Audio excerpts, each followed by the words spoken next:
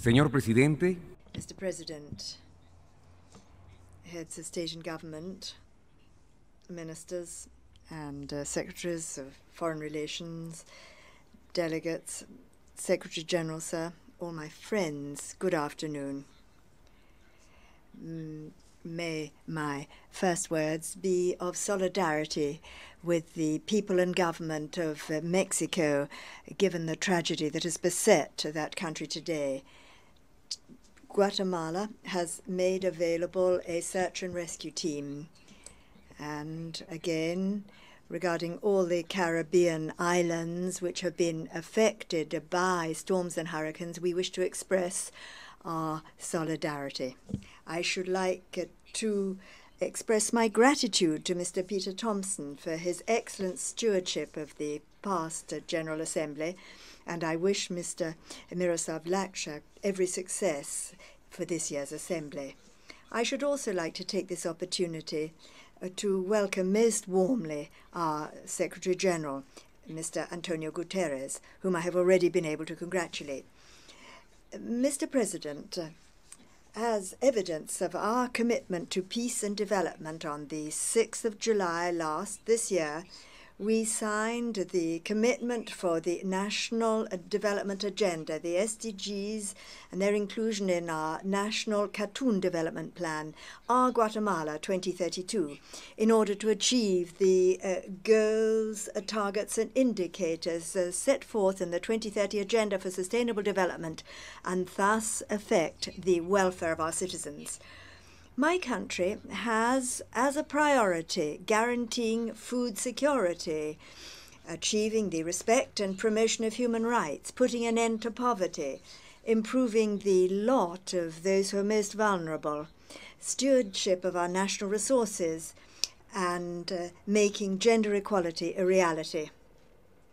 I wish to say that Guatemala next November will gladly submit to the third Universal Periodical Review of the Human Rights Council to examine its compliance with the Convention, as well on the elimination of all forms of discrimination against women. Again, in an historic event for the indigenous peoples, we drew up with consensus and by means of an inclusive dialogue, an operational guide for the implementation of consultation with the indigenous peoples pursuant to Convention 169 of the ILO. This guide will show public institutions how to comply with their obligations regarding the consultation of indigenous peoples on the sort of development they wish to achieve. Again, on human rights, I wish to remind you that Guatemala, after 36 years of armed civil strife, signed a peace agreement and took on an even more difficult task, peace building. This conflict was conditioned by international ideological polarization engendered by political doctrines which are alien to us, and it scarred and weakened state institutions, preventing them from providing necessary services to our people.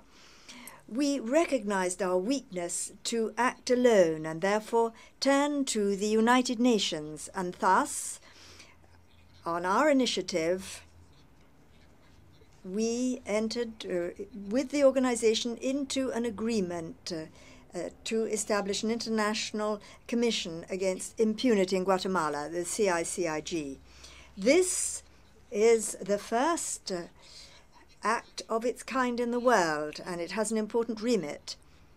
It is therefore vital that it be complied with faithfully, not only just for our part, but also as a function of the rule of law.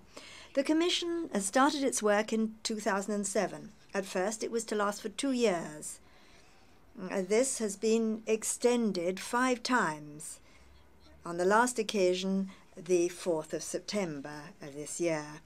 This extension, which I signed in advance, shows our firm commitment to strengthen and support the Commission so that it achieves its aim of transferring its capacities to state institutions without any step-backs or compromise. Again, my administration here has significantly increased our budget allocations for justice.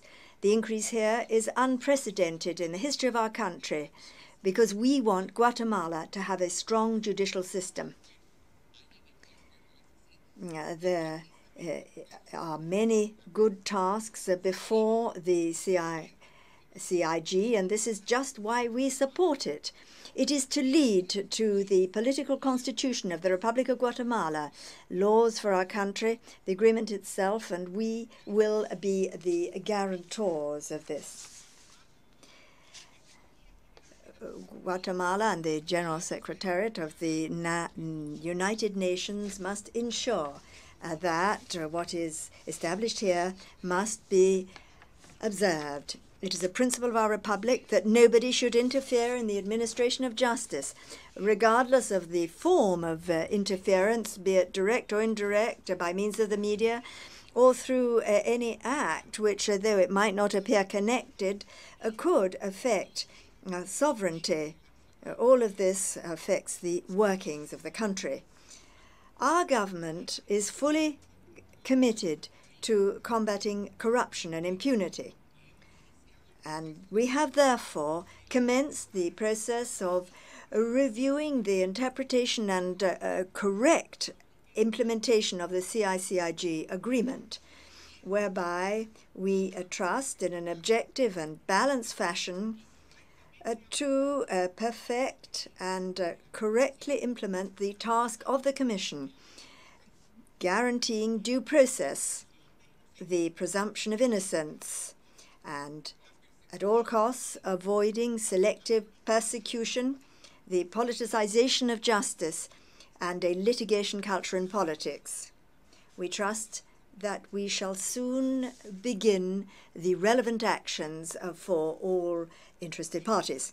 Mr. President, many of the issues that we wish to address, we have that of the environment.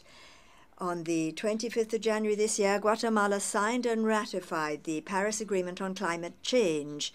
This is a clear demonstration of the level of commitment that my country has to meet its international and national obligations here. I should like to take this opportunity to thank President Emmanuel Macron for his initiative of a global compact for the environment, which we also support. We are aware of the high degree of vulnerability and the threats of nature, and Guatemala therefore already has a national plan for action on climate change, so that our domestic legislation may lead to mitigation, adaptation, and resilience to climate change. And then when it comes to food and nutritional support, with the support of the WFP, we worked out the final report on the strategic review of the food and nutritional situation in Guatemala, looking at chronic malnutrition and its causes. By means of this tool, we are working very hard on our national strategy to prevent malnutrition 2016 to 2020, linked to the SDGs. Faced with the threat of organized transnational crime, drug trafficking, and terrorism, the institutions of security and justice have been strengthened as a priority for my government. And here we have worked hand in hand with our international partners in order to put an end to crime, corruption, and drug trafficking once and for all. In June 2017 in Miami, the Conference on Prosperity and Security in Central America was held. Here, Guatemala was acknowledged for its firm commitment to the Partnership for Prosperity, its ongoing support in combating drug trafficking, and its stalwart work in moving towards the shared goals of boosting security in the region. Mr. President, one issue of capital importance for my country that we've always addressed in a very serious fashion is that of institutional and international action on migration. I would refer particularly here to the partnerships with Mexico, Honduras, and the US.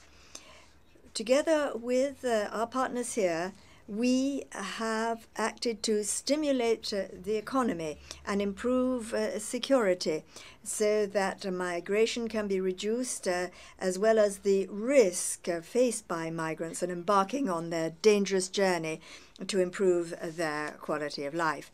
We therefore set much store by the endeavors of all members of the UN in negotiating a global pact for safe, regular, and orderly migration, which, as a UN mechanism, puts priority on the capacity work and contribution of migrants, regardless of their status. In accordance with our need to deal with aid our fellow citizens, we have extended our consular staff in the US in order to promote and protect the human rights of migrants in the US and provide consular services in a way that is closer to the people. I would also like here to say that Panama and Guatemala in April entered into an agreement on exchange of information and migration warning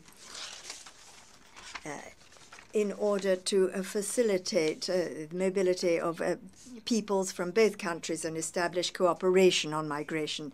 Here I wish to refer to our so-called young dreamers, who today are part of the group which contributes with its talent, knowledge, and work to the development of the communities where they live.